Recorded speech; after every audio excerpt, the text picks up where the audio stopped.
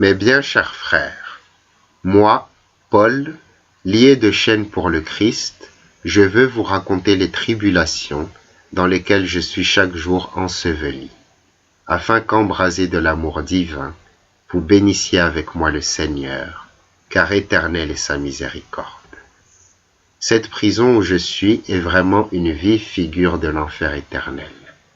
Aux liens, aux entraves, viennent s'ajouter des colères, des vengeances, des malédictions, des conversations impures, des rixes, des actes mauvais, des serments injustes, des médisances, auxquels se joignent aussi l'ennui et la tristesse. Mais celui qui a déjà délivré les 3 enfants de la fournaise ardente est aussi demeuré avec moi. Il m'a délivré de ces maux et il me les convertit en douceur, car éternelle est sa miséricorde.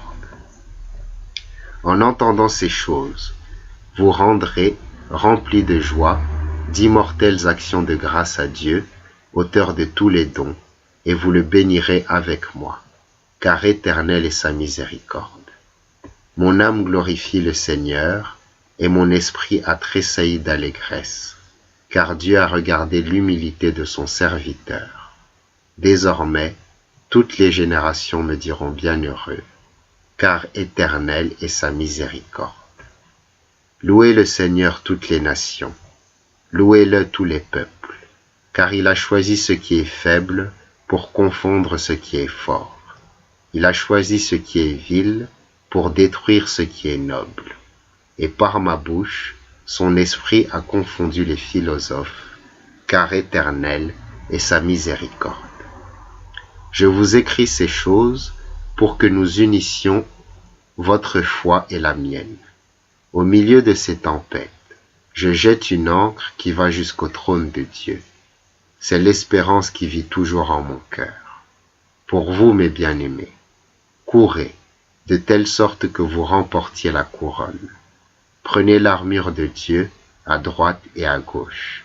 Revêtez-vous de la cuirasse de la foi, comme l'ordonne notre patron et Seigneur. Il vaut mieux pour vous entrer borgne et infirme dans le royaume des cieux que d'être jeté dehors, ayant vos membres entiers.